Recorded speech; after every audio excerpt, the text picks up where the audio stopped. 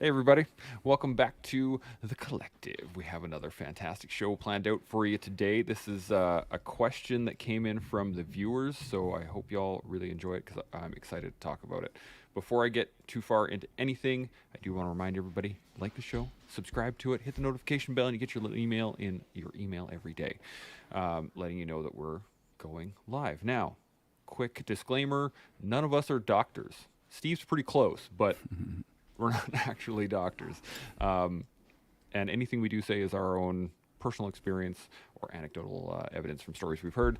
So do your own research. And if you have any questions or comments or anything that you would like to discuss, put it up in the comment section. We will put it up on here, discuss it, and go from there. Any thoughts or questions from the boy? Actually, first off, Steve, thanks for being back, man. It's been a while. I think there might be a delay. Oh, and now his audio's off. Okay. So, What are the chances of that?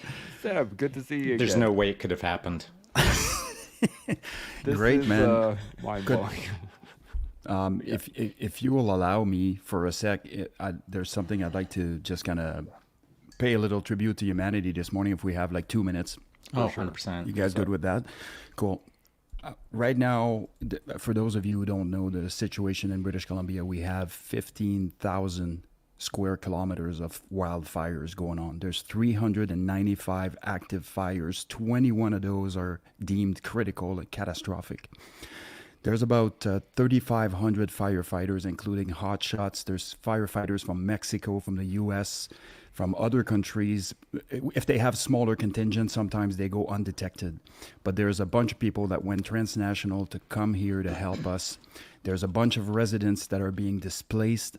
There's a bunch of volunteers that are working their butts off to help. There's first responders that haven't taken leave in weeks, that are on strict leave restrictions, where the rest of us are going camping and hanging out on the beach, doing all this good stuff.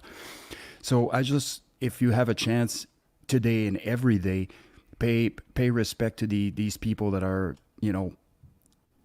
taking some incredible risk. And we know that we've already lost a couple, and my thoughts with their families and their colleagues and everybody who knew them, and it's likely that they won't be the last casualties that we'll have during this fire season. So I just wanted for us to really not just, oh yeah, cool, I see a fire on the news, or 10 minutes or some Instagram post, but really put yourself into the middle of an inferno as this is closing on you from all sides after you jumped in with your friends to try to make a difference. And just imagine, with all of your capacity, what this might be like, what it might smell like, what it might feel like. Because sometimes when we do these visualization exercises, we stay surface level. What can we process when we look at it visually?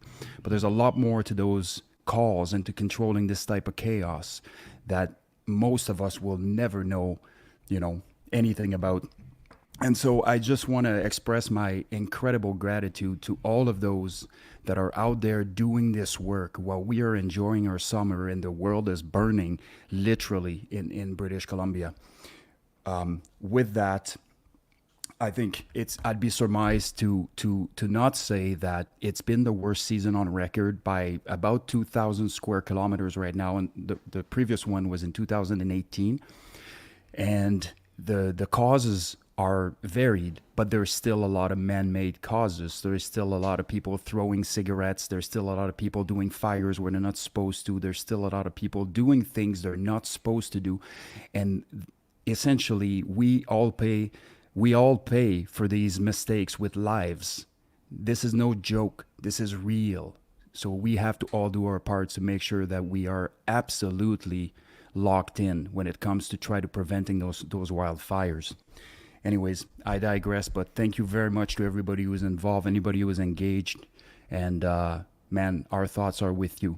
If you want to do something special for these guys, there is an incredible workout called Hotshot 19, and I don't care what you like to do for a workout. This is a hero workout, and it's meant to honor those that made the ultimate sacrifice. And you can adapt it, you can change the movements if you need to, but just make it miserable so that you not only think about them, but you also make you make a connection through the shared misery, and this is only at a very infinitesimal level, if that makes any sense.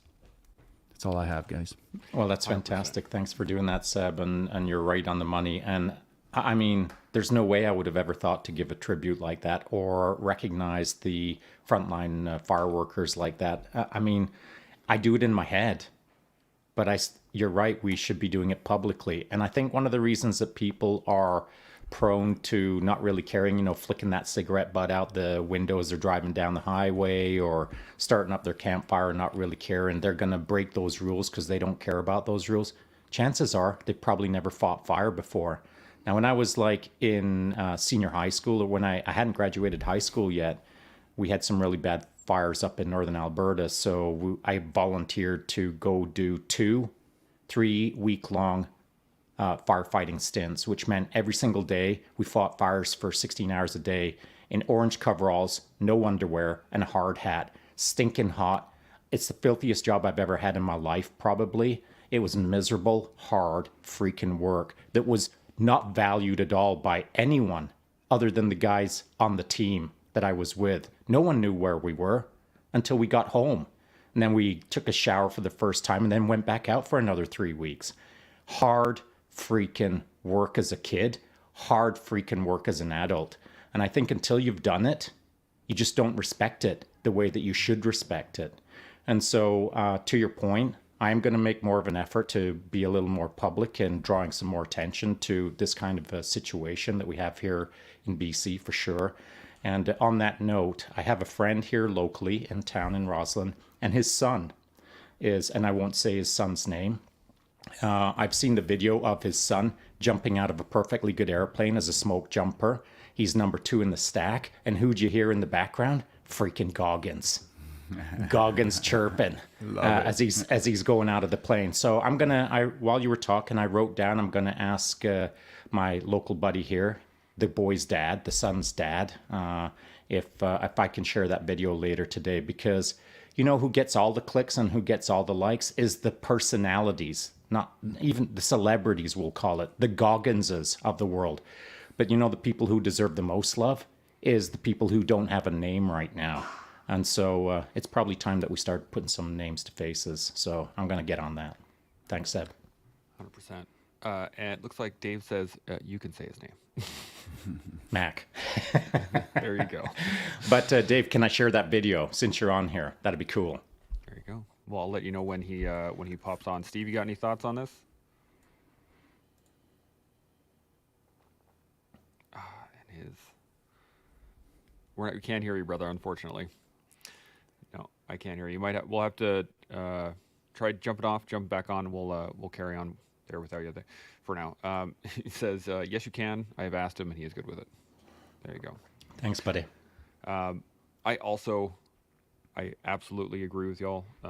And I actually watched for the last 4 days while we were camping there, the firefighters and the helicopters and the pilots and all the people working for sun up to sundown all day long, just coming in to get water, dumping it over the fires. There were 2 going on either side of us at the campsite, and it never stopped.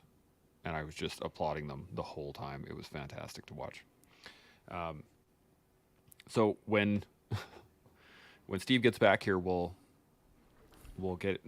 carry on the conversation regardless when he gets back here. So what I want to talk about today, training days. The request was sent in. I'm not sure. I can't remember the person who asked the question, but they'd just finished their BMQ, I believe, and were entering into battle school. So for those that don't know, battle school is the infantry next phase from basic training in Canadian military. Everybody, regardless of element, does basic training together, and then you move on into your battle schools from there. Only the infantry move into battle school. Everyone else gets QL3. So let me rephrase that before these 2 infanteers start coming at me. We're already coming at you. It's just a matter of time. It's already happened, but you're just delaying it. Yeah. So anyway, we're going to talk about some lessons learned, some of the things that you guys took from your training days and from all of the training courses that you guys have been on. Shaun, you want to step in first and give us some stories or some lessons? Yeah, sure. So first, I'll establish that much like every young person who joins the military, or I'll say nearly all of them, I didn't know much about what the system was, what the process was, what was expected of me, how to do it well, how to do it poorly. I was taught in the moment. So I'll start off by saying that if you know nothing and you don't have a path forward to become the best version of yourself already, no big deal. It'll get sorted out in the process. It will sort you out. You will sort yourself out, or you won't stick around. And so, worst case scenario, show up knowing nothing with a bad haircut, and the rest will take care of itself as long as you do your best. Now, there are some things that you can do to have better success, or your life can be made a little bit easier to some degree. But I think the most important part of this conversation today is not how to make things easier per se. It's how to set you up so that you learn more, so that you make that moment better for you in the future. So everything that you're absorbing in your trades qualification course is stuff that you can process for the rest of your life rather than it feeling like a fire hydrant blasting you. So first thing I will say is this, that the lessons I learned while I was in the process are better understood as an instructor within the process. So having run a variety of different courses as an instructor within the military, you learn more about the process when you're teaching it than when you are in it. So anything that I have to say today, I'll be kind of coming at it from a more seasoned eye or a different perspective than the young kid that I was, 19 years old, trying to figure out why someone's yelling at me as they flip my barrack box upside down and squash my toothpaste tube so that it shoots over and hits my bunkmate's boot. I mean, lots of things happen in basic training. Lots of things happen in your early phases of your career, and they're all fun stories. But today I'm going to focus on it from more of an instructor perspective, if you will. I like it. And that's where I'm going to leave it off for now. Raj, Seb, you got some first thoughts? Yeah, I will echo Shaun's words in with respect to the bulk of my experience, aside from my personal experience, has come from being an instructor cadre on 20 odd selection for tactical units, but also obviously on various courses, difficult courses with really high attrition rates, where it's easy to see and to trend and to patternize certain things. And so I'm going to come at it from and I'm sure Shaun will join me in there. I do believe that just to sort of sort that out right off the hop, it has less to do with physical fitness and more to do with mindset generally when you see people failing. And so that is the reason why Shaun could show up there. That's the reason why Jocko could show up to the Navy SEAL, to Buds, without knowing anything about it and still passed. Their mindset was conducive to that. But if your mindset isn't conducive to that and you are not physically ready, then it's all bad news. So there's a ton of tactical mistakes that can be made to prepare for something like this. And one of those tactical mistakes is for you to always be in control, because it's the loss of control that actually generally causes the stress in the heads of people and starts creating turbulence that leads to a drop on request, or to starting to make some sort of excuses as to why you shouldn't be there in the first place, because actually you miss your girlfriend. So I'll come at it more from the mindset perspective. There's tons of good sort of training regimens out there that we can recommend, or that we can even say that we can vouch for, so to speak. But there is a lot more to it. For sure. You got some points there, Shaun, on that? Yeah, just muting, or I think I muted his mic. I think we're all trying to mute. All right, well, I'll let you run that program. So, yeah, my first thoughts are this, and it's a funny anecdotal story because it's based on what Seb just said, and that's someone with an incorrect mindset showing up to either basic training or showing up to their trades qualification course, let's call it 031 Infantry. And at some point in it, things get a bit difficult. Things do get difficult. And then people start looking for exit strategies. Then they're looking for that huggy blanket. And maybe the huggy blanket is their girlfriend that they're missing. So that's what, as Seb just said, missing your girlfriend. I mean, it's a thing. It happens in basic training. But you know what should never happen is you quit basic training because you miss your huggy blanket. But I recall watching my bunkmate across from me, not above me, across from me, and you know things were getting tough, and you could see the pattern forming. I didn't understand the pattern. I didn't understand what was happening, but I could observe the pattern, and I was curious as to what the outcome was going to be. So the telling signals were, now he's hugging his picture every night as he goes to sleep. Now he's sleeping with the picture under his pillow every night, and now you know he's kind of emotional, and he's not, his head's not in the game. When things had to happen, like 0400, everyone has to get up to wax the floor again before the instructors come in and tear us apart. He's kind of slow to get out of bed, and he's not really in the game. He's got his girlfriend's photo, and he's leaning against the wall looking at that. And that is the day that he quit. He quit the entire program. He dropped out of the process because, as he told us, I miss my girlfriend too much. Well, I guess that can happen. And, you know, I don't want to throw him under the bus and say, what a goof. But I do know that at that moment, that's what we were all thinking, because he was letting down the team. Now, that to me is the most valuable point of consideration during this entire conversation. You can show up as a solo player and you can quit on yourself. Whatever, see you later. But when you show up, you're showing up into a team environment and you're expected to perform for the team. So the moment you start thinking about quitting, what you're really saying is, I'm quitting on the team. And in my books, that is unacceptable. I don't hallway past that. Now, when I was a young buck, as I said, I'm going to talk mostly as an instructor. When I was in that process of basic training and basic trades qualification, I just, like everyone else at that moment, thought, what a jerk. But now I can look back on it as from an instructor perspective and shake my head and think, how disappointing that you're letting down the team, and that was never explained to you. You never understood why you were here. And so it's a funny little story from my basic training, but it's definitely apropos for the topic at hand. Indeed.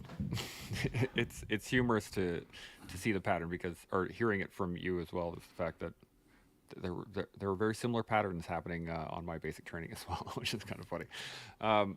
Steve, you got any? Let's get you in here. Do you got any thoughts on training days, on some of the tips that helped you get through or could help others?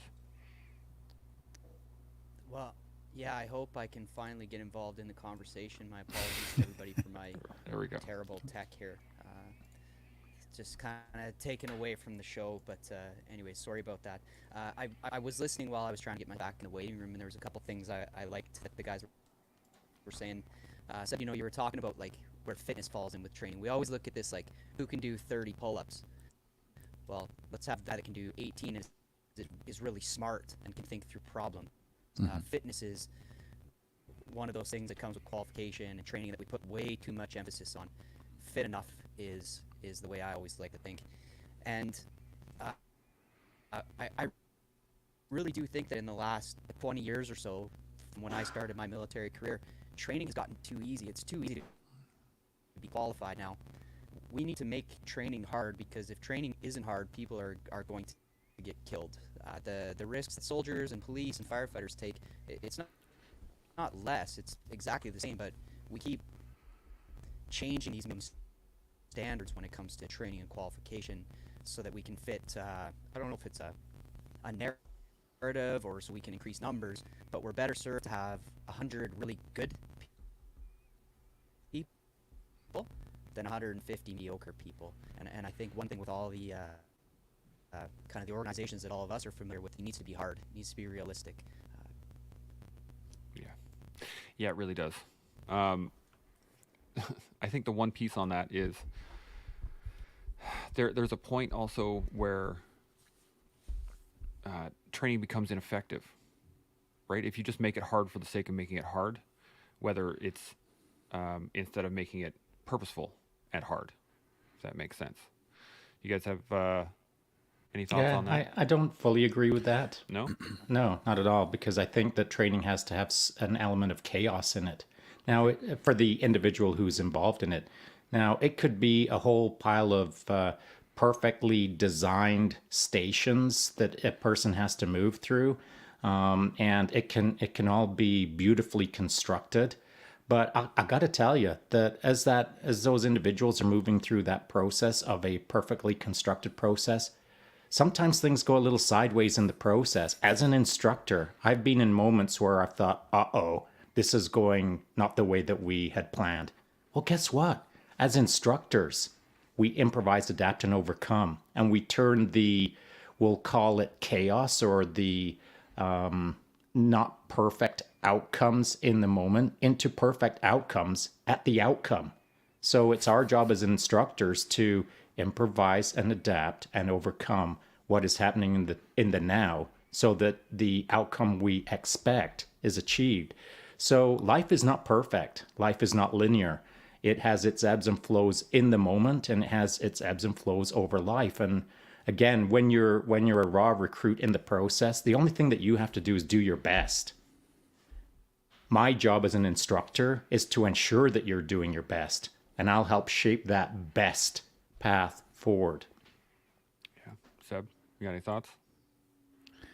Yeah, I mean, there's so many places that we could go with this conversation with respect to how you should prepare to be fit enough, as Steve mentioned, and so that you are mentally prepared, but you also mentally prepared to lose control over when you're doing what, and just relinquish that and be willing to go out on your shield, so to speak, so that you may be able to negotiate whatever comes through the doors, and whether it's easy or not. If you're prepared for the worst case scenario, then you don't have to worry about how hard or how easy it is.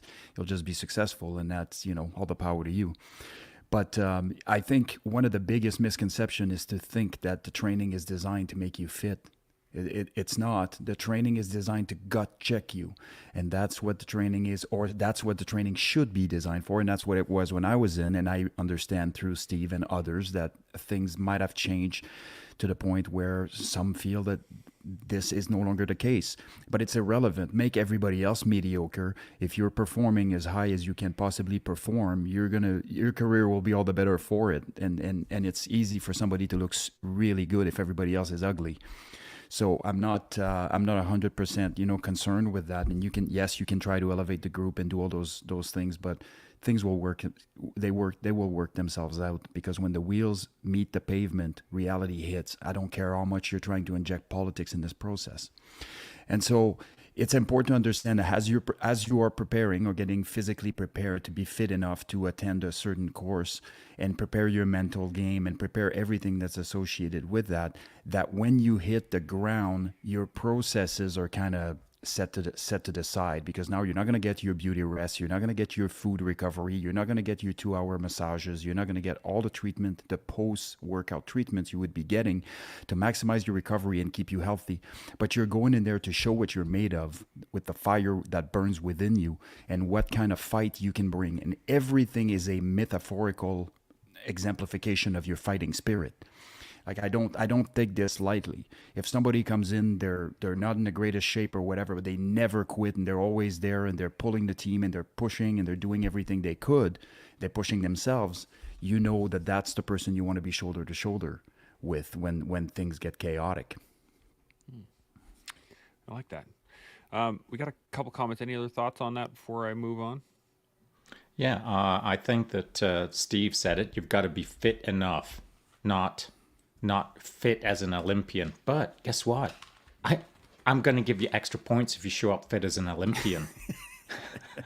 So to me, the bare standard is you're fit enough. What isn't the standard is you show up not fit enough. Now what you're doing is you're dragging down the team, because as you are being made fit enough to meet the bare standard, the team is suffering because of you. The team is doing the extra laps because of you. The training time that could have been put towards becoming more proficient with a weapon is now time that is being spent doing burpees because of you. Take your responsibility serious. When you sign on the dotted line and head off to basic training, if you show up as a slob, in my world, I'd spin you on your heels so fast and kick your arse back to the bus that your head would still be spinning as a 50-year-old man. There's no way you should be showing up after signing the dotted line as a slob. You should be showing up as a freaking warrior in your head and able to deliver the outcomes that are expected of you on day one. Now, life can get in the way, and perhaps you show up with good intention of being a warrior, but for whatever reason, your girlfriend didn't let you, or there was laundry to be done, or you had to walk a dog, or whatever the case is, life got in the way. Well, on day one, as you're doing those burpees, that's the time that you get to decide what you're made of, your grit, as Seb said. I will throw away 100 guys who don't have grit, and I'll keep one who has grit. And that guy with grit or that girl with grit, I don't care the color of their hair. I don't care the shape of their body. I don't even care about their IQ. What I do care about is they have grit. And grit is something that you can't buy on Amazon. It is something that you can't create in yourself in a week. It is a process that takes months and years. So if you're thinking about signing on the dotted line, get to work right now getting gritty, getting grimy, getting really uncomfortable so that you can show up on day one with the juice that they will squeeze out of you and you will appreciate it for what it is. That's a good point. I have a question on that then is what about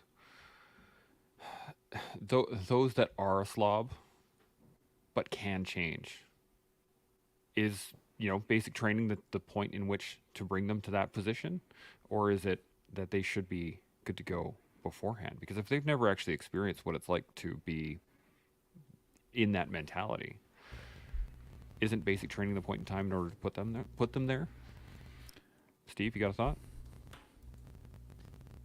Yeah, actually, if I could, that's a great point because basic training for me was a whole lot of young men who came from very, very different walks of life. I was very lucky growing up. My dad, he showed me how to, he taught me how to be a good person, and he provided for me, and he showed me the right way to behave, and I was able to compete in sports. There was a kid that was on my basic training that had never seen a dentist. That was the life that he came up from, and then that's where I think that leaders and instructors, like Shaun was saying, need to show these young folks how to behave, and that comes with that positive attitude and mental toughness that are inherent attributes. Those are things that we can't teach, and that's the beauty of, you get an 18, 19-year-old kid with a positive attitude and the right leadership, and that can turn into something special. For sure. Seb? Yeah, I couldn't agree more with this statement, and I've seen it firsthand. I haven't been in charge of what we call the gut check on selection for the better part of probably 6 or 7 years. I did like 14 as the gut checker basically, and my job was to do every single evolution with the candidates. But also, when they went to bed at night for a short period of time, maybe a 2 hour, a 3 hour, whatever that was, I was scoring their books and doing these other things. And then the next morning at 3:30 or whatever, I was leading the PT and leading every single session. So there wasn't, and my job wasn't to lead the skill assessment sessions. That was everybody else's job. But my job was to continue to take the beatings with them, and the goal of that was to be the person that demonstrate that this is feasible and this is the standard. There's no excuses. We're not replacing each other with brand, spanking new instructors that have spent, 6 hours sleeping and all this good stuff, and ask them to run a friggin' 7 minute, mile and a half, and then get another instructor come in and take over. It just doesn't work. It defeats the purpose. It all starts with leadership, demonstrating that the entire cadre and the people that are involved on this team, this is a lifestyle. And every time I hear people say, I got to get in shape for this, your mindset is wrong. People don't change to go there. People go there because of who they are. And if you're going to change yourself to make it there, it's going to take time, dedication, and a lot more effort than you can ever, fathom. And so I think that's a very, very critical point. we need to continue to lead by example as leaders as we're negotiating these courses. And the day that you lose that, it's going to be a big problem. I do have a couple of things to say on ahead. that. So Steve had said a really important aspect of this overarching topic. And again, to remind everyone, the reason that we're having this conversation is because myself and all of us, I suspect, on a fairly regular basis are being asked by young bucks, hey, I want to become ... What's the best path forward? Well, that's kind of why we're having this conversation, but I want to get in front of it based on what Steve said, and it's my thoughts as well. It's just that Steve said it so well, it's prompting me to put this point out. Our responsibility is not only to explain how to do well in the process, it's our job to explain how to get in front of the process before you even think about signing on a dotted line.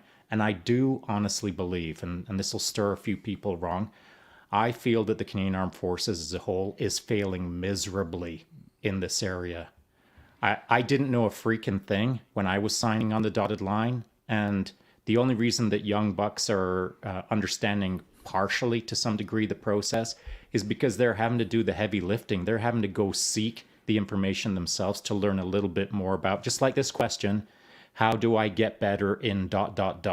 Someone took the initiative to ask us this question so that we can help them out with that. But this should be an institutionally pushed message so that everyone who's about to sign on the dotted line understands what the expectations are of signing on that dotted line. Between the signature and getting off the bus in basic training, you should have had a program delivered to you, a sensibility of what is going to be happening to you on that first day and every day after that fact. So, in essence, someone needs to get with the program and start explaining why people are signing on the dotted line, I feel. So that's my first point. The second point is based on what Seb said. And I have been in that situation as an instructor on selections. And the hardest working people in that grid square are the instructors, because we've gone through the process ourselves. We know how hard it is. And then as an instructor, you've got double responsibility and double pressure because you're shaping someone in real time. You're observing them and you're categorizing whether they're going to go up or down. And that's a really, really important responsibility.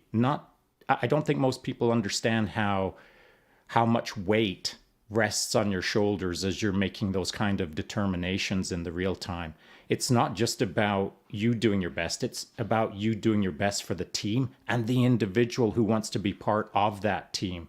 And if it's a hard charging team, that is a no joke responsibility as an instructor. So you're usually getting less sleep than the candidates. You're usually working harder than the candidates. And the reason that you can do all of that is because you got gritted up. You got toughened up. You got shaped into the thing that can then be more than selection, as it were. So it is a really critical point that you brought up, Seb. Yeah. You got any other thoughts on that, Seb? Yeah, I really like the sort of, I'll refer to it as indoctrination. You know, Shaun, I think there's endless benefits to this, and the metrics are quite clear.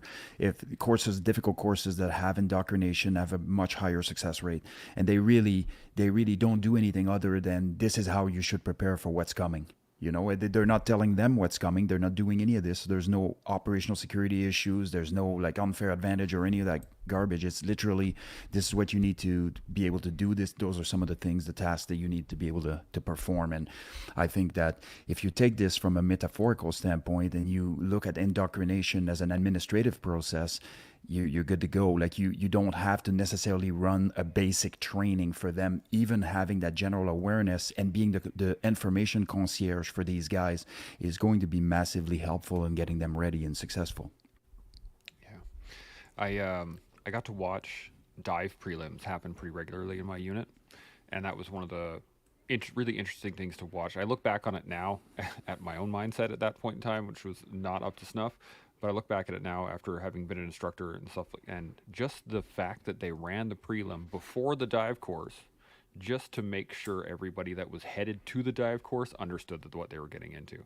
And I heard many times that the prelim was harder than the course, specifically for that reason, so that they'd show up there more prepared. And yeah, 1CR had a pretty good record when sending guys to the dive course. They didn't have a lot of failures or drops based off that, just based off the prelim. Any other thoughts before I got some comments here and some questions? Steve's just going to hang out and watch. His audio is getting a little too mashy to continue, so he's gonna be here and listening. But yeah, well, he already brought enough heat that he can actually sit there and be quiet for a while. With his mystery man outfit right now in the shadows. That's his look right now is how I used to look. That's before you dragged me into podcasting. I used to be Steve, you jerk. I was literally picturing in my head Shaun going in his head going, that's the way I want to That's look. precisely what I was thinking. What a jerk, Taylor. Steve. Awesome. So we got a comment here from Salty Jinx. He says, if the standards are set, monitored, and adjusted by the staff, the training audience should be able to adjust and increase pressure. And increased pressure should allow them to individually reach goals to support the team and others around them to ensure success overall. Absolutely. If the any thoughts on that, guys? Good to go. I do have that's a great comment. I want to refer back to something that was said just earlier in the podcast, and it was in respect to the standards kind of slipping to some degree, and the idea being that the system is not as gritty or as robust, or the demands of the individual are different today than they were of 20, 30 years ago. And coincidentally, not knowing that we were going to be talking about this today, just a couple of days ago, someone in my live chat, a subject came up, and I said, what's really interesting to me, and I'm talking about my Instagram live chat, is I was listening to a podcast, which will go unnamed, and it was about women in the armed forces. And I'm sure we all know who runs that podcast. She's awesome. And there was nothing controversial in the podcast at all, other than something was said, and I thought, you can be a psychological warfare operator in the United States with only a 4-week course? Wow, that seems like, that seems a bit short to me, I thought. And the next thought was, man, I'm going to get a briefing from someone who's only been in the game 4 weeks, and they're going to be telling me I have to go there and do that based on they just basically got out of school. And if they're 21 years old with a 4-week course in their pocket, now they've got some sort of authority or determination on my future path forward. I'm not really comfortable with that. That's what I thought. And so as I started talking about it on my live IG potty, I just started saying, hey, you know what? This is my observation. I've heard it a number of times now, and I'm patternizing that the standards are slipping. The quality of instruction may be the same, but the quantity is not the same.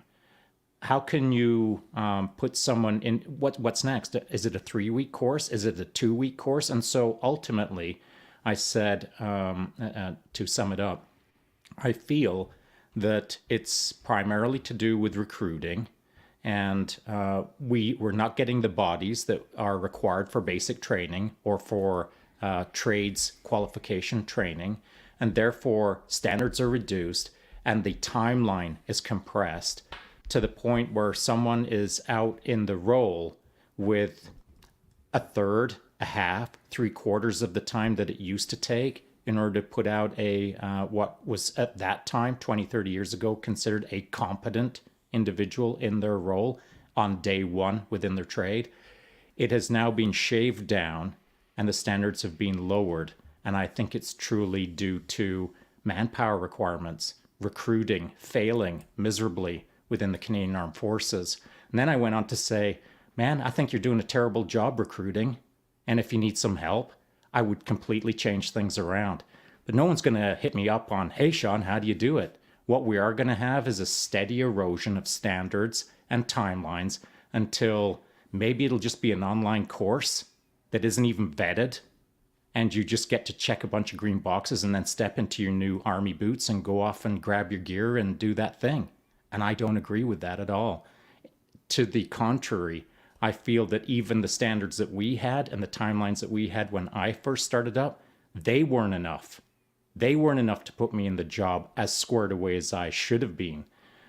So how on earth is everyone squared enough with half times? I don't know. It doesn't make any sense to me. What are your thoughts?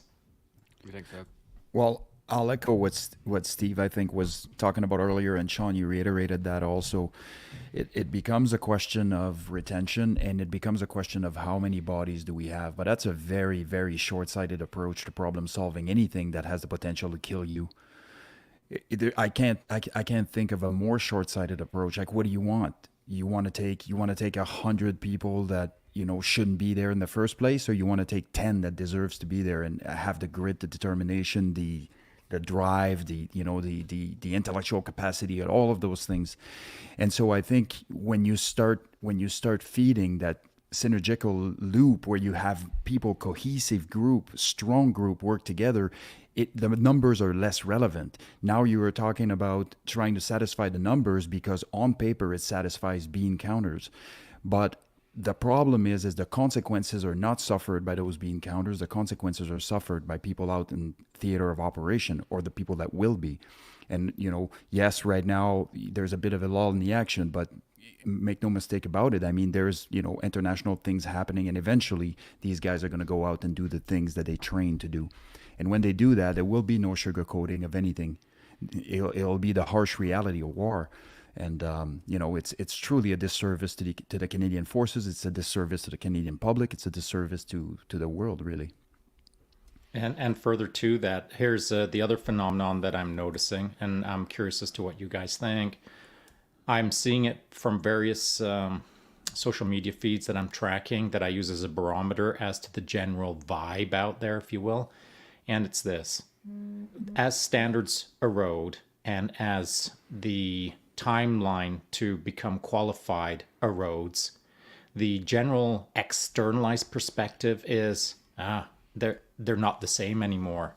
They are less than they used to be. And so I'm seeing a perspective out there that is shining a negative light on the Canadian Armed Forces as not only not ready, but not even qualified to be not ready. And that's a hard thing to read. That's a hard thing to hear for a guy like me. Because I have pride in the Canadian Armed Forces. I have pride in the things that were accomplished by my friends. And I have a certain understanding of the importance of the Canadian Armed Forces to the general public as a whole. Things that they're not familiar with, perhaps. But the role of the Canadian Armed Forces is never going to go away, to defend the country domestically, internationally, and all of that good stuff, provide all kinds of services to the Canadian population. Though the role's never going to go away, the role is being eroded by the lack of quality men and women and the lack of quality support for those men and women, not only as a nation, but as we'll call it a political support, for lack of a better term.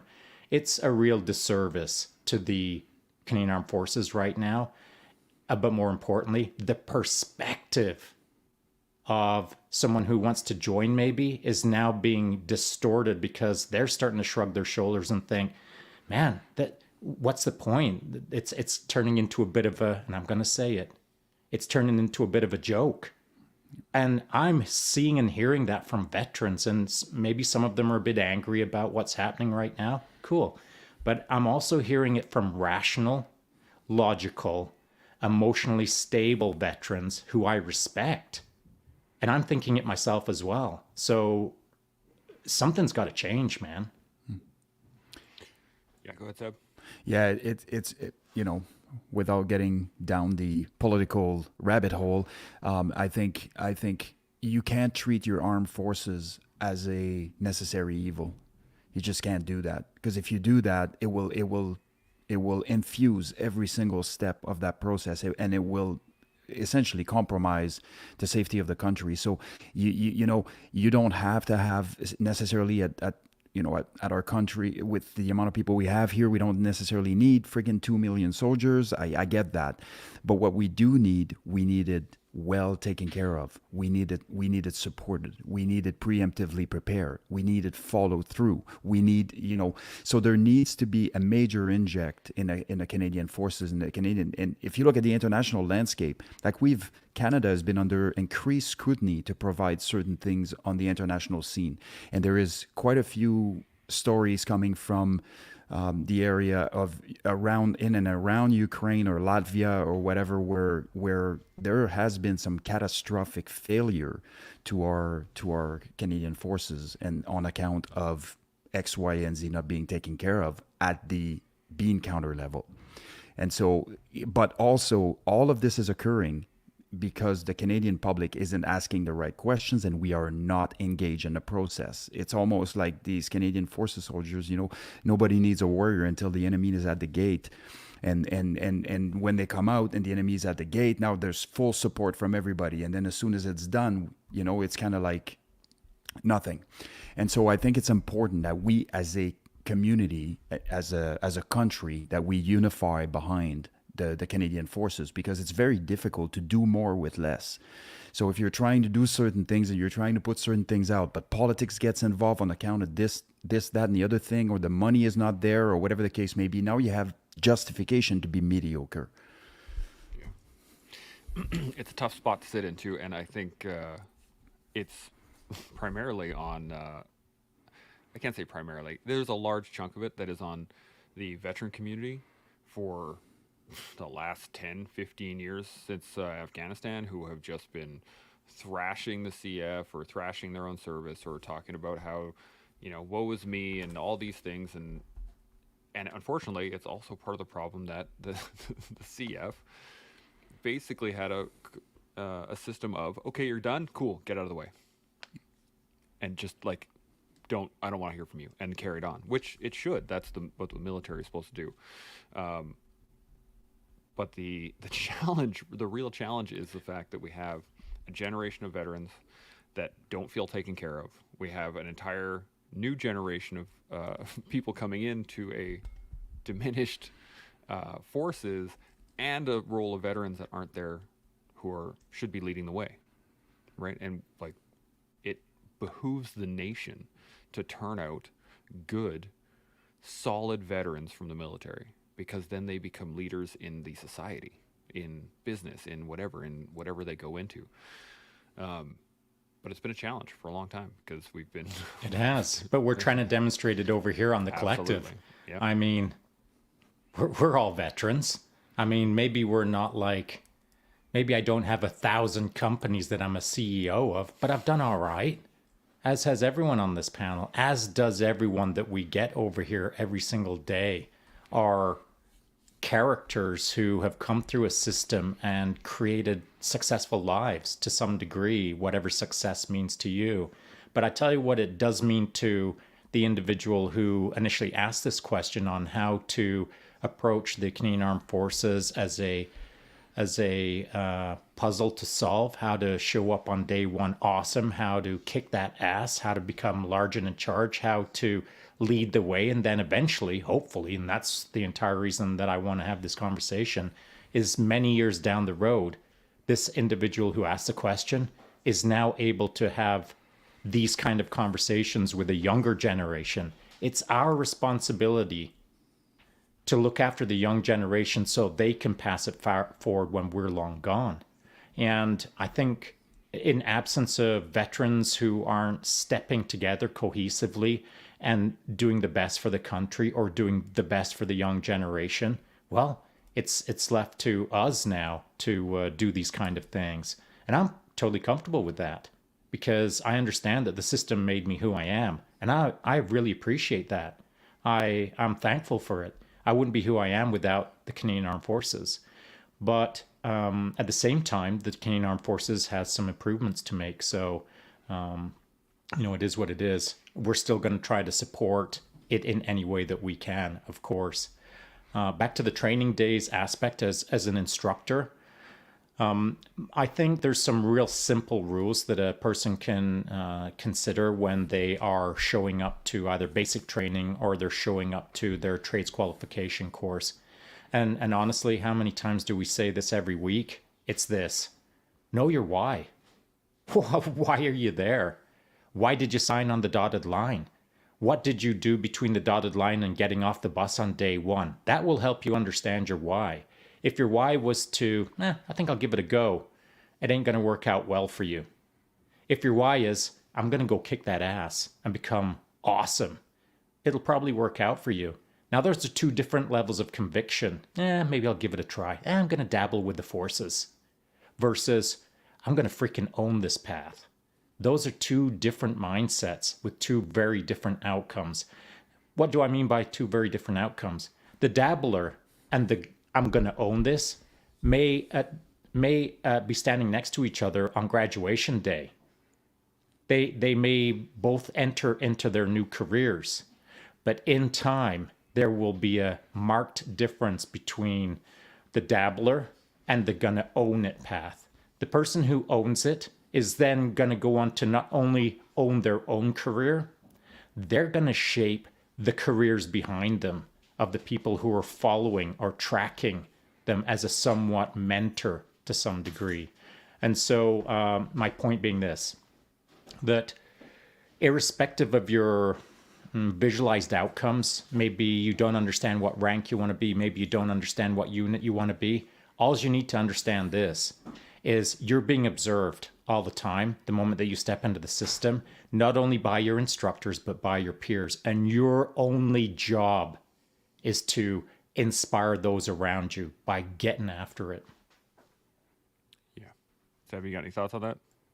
Yeah, man, you're contributing a ton to the team by being the best version of yourself, and that starts with a decision, and that decision needs to be made preemptively before the heat gets turned on, because it's too late once the heats get turned on for you to start pondering why you're here and what are some of the things, and you're going to tell yourselves little lies, and they'll be cute at first, and then as the problem compounds, they will become louder and louder and louder until you walk yourself out, and 10 minutes after having a shower you'll regret that. And so also, something I'd like to add is that, we've been talking about some of the struggles that are currently in the Canadian Forces, all that good stuff, and we can talk about this all day, but it's not really constructive for the generation that wants to go, and that would like to serve and do something for the country. It's still going to do what it is intended to do, and things change, things get better, things change with leadership. Like, those are external factors you have zero control over. So the focus needs to be on you as an individual, to be the better version of yourself, to seek the information, to understand what you're getting into, and to really be clear on your purpose and your journey. And the rest of it, all the politics and all the things that inject within the context of the Canadian Forces, are not up to you. You have zero control over this. So just let them be until the tide change again, because it happens all the time, right? And so I wouldn't necessarily dissuade somebody from going, which is what a lot of veterans have done, is dissuading people from going on account of personal experience. I had there were experiences that were less glamorous than others in the Canadian Forces, but there were also the cost benefits. The benefits far outweighed the cost, as far as I was concerned, on the personal individual level. And so I would encourage whoever wants to go or would like to take this on to really to go for it. Like, it doesn't really matter if everybody's telling you these horror stories and everything. There's always a story about whatever to not make you do the things that you want to do, because it essentially spotlights my insecurities or my failings or my whatever the case may be. You don't know what the intent is behind trying to dissuade you from doing certain things. And so I'm leaving you with this. If this is something you are truly considering, and you know what you're getting into, and ultimately you're prepared for the fight, and you're gonna know where to look to start looking at how am I preparing for the fight. There's enough information in 2023, which wasn't the case when Shaun first got in. The internet wasn't even a thing. Just think about, there's a million ways to roam right now.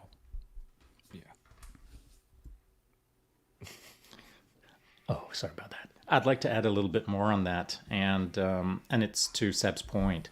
When I joined, I just was going to do my best. But when I joined, no one was telling me that Canada sucked.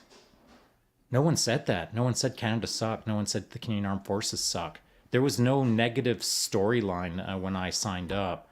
I just simply wanted to go serve my country, and I wanted to be the best version of myself while I was doing it. Now, today, in our modern world, there are people who are considering signing up or maybe getting involved in the military in some aspect, some particular trade qualification. And what they're hearing is Canada sucks. Or maybe Canada's number 12 in the world in NATO, or we're the 15th best army in North America. There's only two armies in North America. How can we be 15th? And so I disagree with all of the naysayers out there and all of the doom scrollers who say that the Canadian Armed Forces sucks. I still believe that man for man, we're the best in the world. I'd go head to head with any country, I swear. I think the Canadian system puts out an amazing soldier. As long as they feel supported via equipment and funding and proper leadership, I'll go head to head with anyone, anywhere in the world. Now, to that point, when I was in JTF2, arguably the highest level of soldiering in the Canadian Armed Forces to some degree. I know it's debatable by some, but I'll call it the tip of the spear. Guess what? We weren't freaking that well supported either. I mean, I had to buy my own boots. I had to buy my own gloves. I had to buy my own this, that, and the other thing. The stuff that I was running around with my ninja outfit on, a third of it I had to buy myself. Because we didn't have the funding, we didn't have the support. Even though we had quote unquote lots of money, sometimes you just had to buy your own stuff because the system, and I'm talking about the provisioning system, I'm talking about the system that is supposed to have all the new widgets for us. They were like about 47 years behind the curve. So when we needed stuff, I just opened my own personal wallet and purchased it with my own personal money. And that is the way it is, man. If you are in the game and you want to go hard, well, sometimes you've got to dig into your own finances. And I know that sucks, but it happened in my time and it's going to happen in your time. And it's a pretty clear indication of whether you're in the game or not. I know it sucks to spend your own money, but if you're really in the game, you're going to buy the knife that you need to do the job. You're going to buy the boots that you need to do the walking. You're going to buy the socks that don't give you blisters, etc. So get used to the idea of, well before you sign the dotted line, how much you are in the game. Yeah. Well, let's shut her down from there.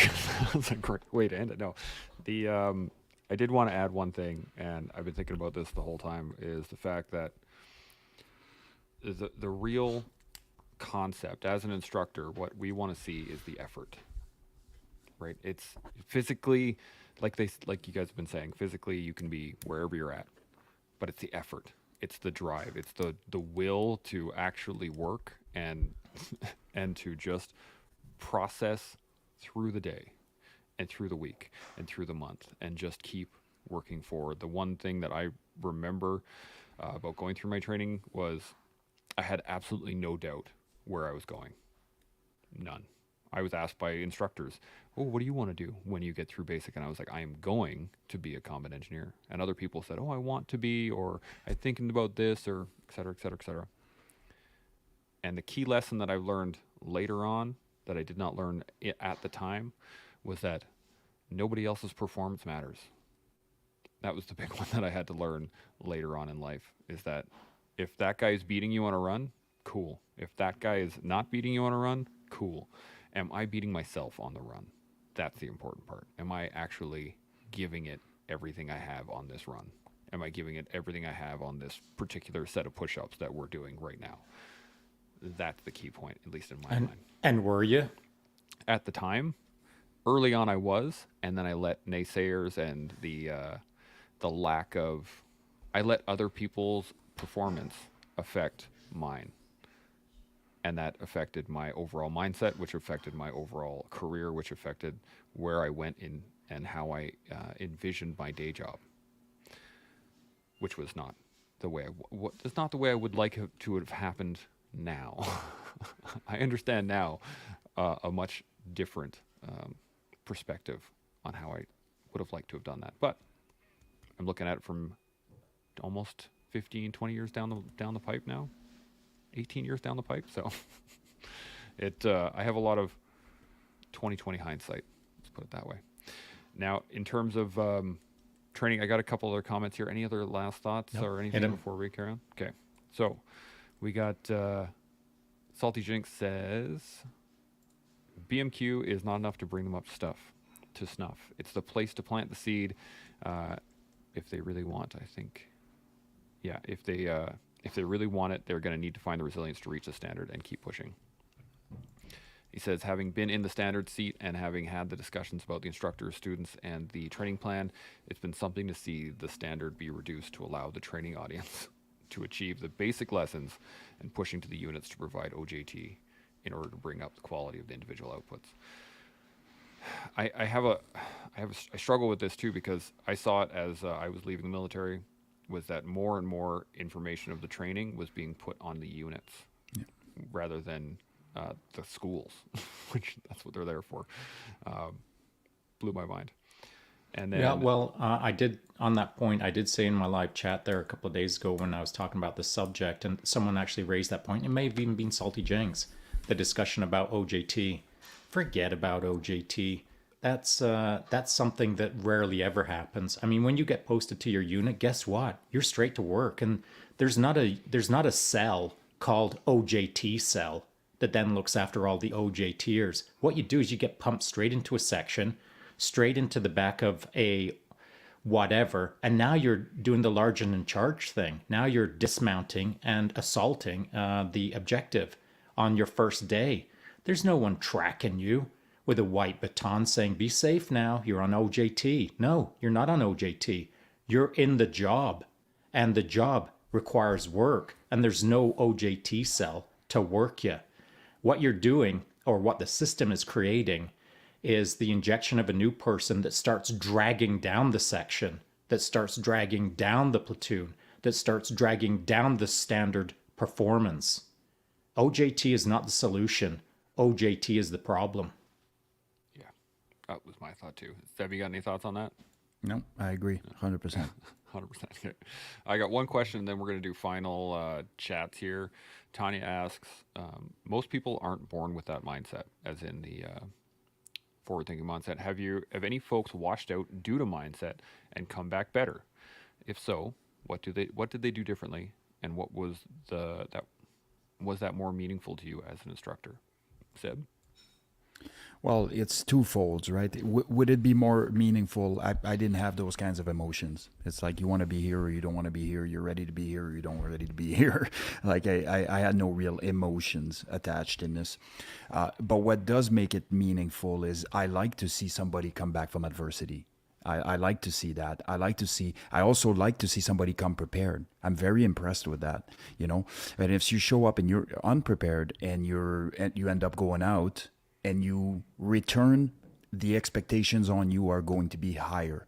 You already have an in on the process. You've been in here. You've seen the things. So now not only is your mindset needing to be different, but your performance needs to be much, much better and much improved.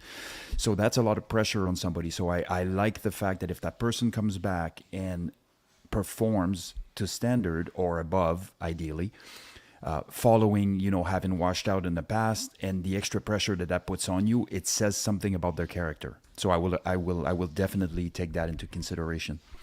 But mindset is the reason why most people quit. Is it's that simple. I've seen some of the fittest people, people way fitter than me, leave in 10 and 15 minutes. We haven't even done anything yet. They left because they were afraid of being afraid.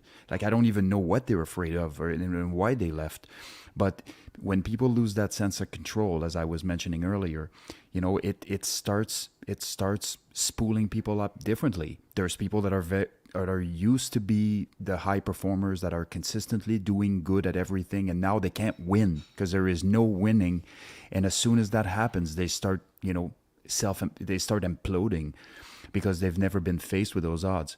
So one foot forward, one evolution at the time. Do not think about 17 benchmarks down the line or anything like that. Focus on what you have to do now and give your all every step of the way, as would be my instructor inject. Again. Shaun, what do you think? Yeah, my instructor inject is this. Have any folks washed out due to mindset? All of them.